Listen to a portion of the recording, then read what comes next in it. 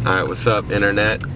We're doing a little field trip today, exploring 10 years of Pinstripes history throughout our hometown of Cincinnati, Ohio.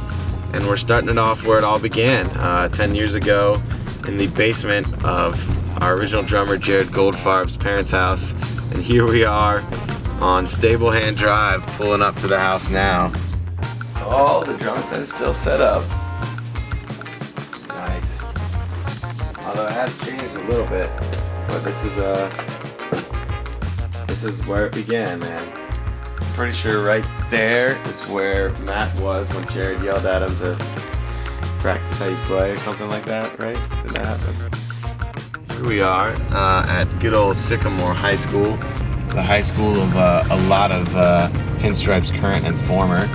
Matt Kurzmark for one, Jared Goldfarb, Chris Grannon, Casey Weisbuck. You know, some supreme musical talents came out of this here school. Alright, we're now in the neighborhood of Evanston, the home of the Pinstripes from 2011 to 2013. We had a band house over here on Brewster Avenue, and we're pulling up to it right now. It's where we lived and a lot of music was created. 1620 Brewster. So now we're on Short Vine Street, home to one of Cincinnati's more notable venues called Bogart's, which we're rolling up to right now. We played the high school band challenge there, which is something that every band did when they're in high school. Yeah, and we also went to a lot of early ska and punk shows around here. A lot of the bigger shows were at Bogart's. So a lot of crucial moments for us when we were growing up. You know, some reggae shows, some funk shows, all kinds of shows came to Bogart's. Now we're on Rose Street, which is another important street in our history. After the Goldfarb's basement, around 2006 or so, when we all went away to college, we moved our practice rehearsal spot onto Rose Street at what became known as the Orange Cat, which we're rolling up to right here, 2362 Rose Street. Of course, there's a Decay down here, I think, in this basement. Pretty sure Mustard Plug played in this basement once. Definitely got drunk sitting on this stoop a couple times. Probably made some poor decisions. Chris Grannon, of course, lived here, and you know we never cleaned up. He got really mad about that. We'd always like eat his food and not clean up, and you know, have people over and not clean up. It was great. All right, now we're in downtown Cincinnati.